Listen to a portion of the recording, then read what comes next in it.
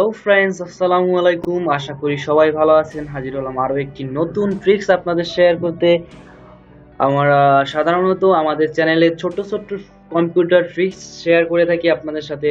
আর নিশ্চয়ই আপনি এই ধরনের ভিডিও আপনার পছন্দ, যেহেতু আপনি ভিডিওটি ক্লিক করে ভিডিওটি দেখতেছেন। আজকের ভিডিওর মূল টপিক হচ্ছে আমরা কিভাবে আমাদের ফোল্ডারগুলোতে নিজেদের মতন, নিজেদের ইচ্ছে মতন আইকন বসাতে পারি, ইচ্ছে মতন পিকচার বসাতে পারি।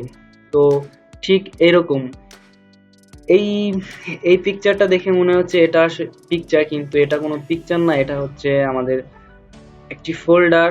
এর ভিতরে যথেষ্ট পিকচার এবং ভিডিও রাখা আছে। দ্যাটস ওয়াই এটা একটি ফোল্ডার। আমাদের ল্যাপটপে বা ডেস্কটপে ডিফল্ট ভাবে উইন্ডোজ সার্চ অপশন থাকে। আমরা উইন্ডোজ সার্চ অপশনে গিয়ে সার্চ করব এমএস প্রিন্ট, PRI, দেন এমএস প্রিন্ট ওপেন করব। তারপরে আমরা এখানে একটি ফোল্ডার, আমাদের একটি যেই পিকচারটি আমরা আমাদের ফোল্ডার আইকনে দিতে চাই, ঠিক সেই পিকচারটি আমরা ওপেন করে নিয়ে আসব।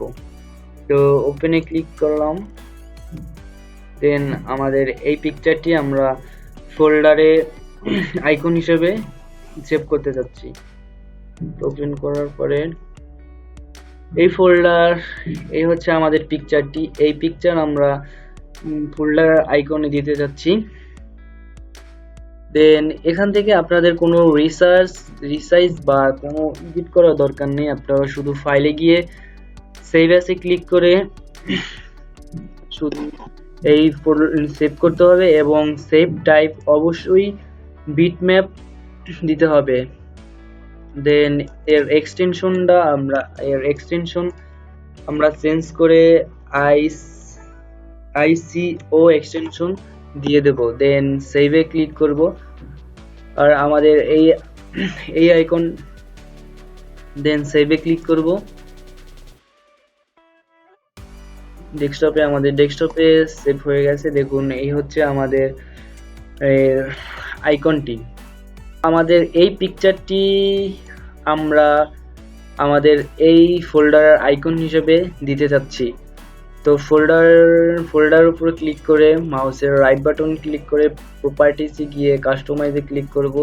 দেন চেঞ্জ আইকন, তারপরে ব্রাউজে গিয়ে আমাদের ICO এক্সটেনশনের এই পিকচারটি আমরা সিলেক্ট করব। দেন ওপেনে ক্লিক করার পরে ওকে, দেন অ্যাপ্লাই, ওকে। দেখুন, রিফ্রেশ দেওয়ার পরে অবশ্যই এই ফোল্ডারটির আইকনটি চেঞ্জ হয়ে গেল। এবার যদি ডাবল ক্লিক করে ওপেন করি, দেখুন এর ভিতরে ভিডিও এবং অনেকগুলো পিকচার আছে। গুরুত্বপূর্ণ কথা হচ্ছে যে আমরা যদি এই ICO এই এক্সটেনশনের পিকচারটি আমরা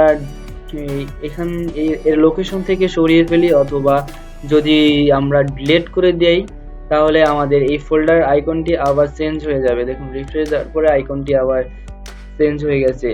তার মানে বোঝা গেল আপনারা অবশ্যই এর যেই পিকচারটি আপনারা আইকন হিসেবে দিতে চাচ্ছেন, এটা অবশ্যই এর নির্দিষ্ট স্থানে সবসময় থাকা লাগবে, না হলে আপনাদের আইকনটি চেঞ্জ হয়ে যাবে। তো ফ্রেন্ডস, আজকে ছিল এই পর্যন্তই। ভিডিওটা যদি ভালো লাগে অবশ্যই like, comment, share and subscribe করে আমাদের চ্যানেলের সাথে থাকবেন, বিকজ আমরা এই ধরনের নতুন নতুন ট্রিক্স আমাদের চ্যানেলে শেয়ার করে থাকি। তো ভালো থাকবেন, সুস্থ থাকবেন। আল্লাহ হাফেজ।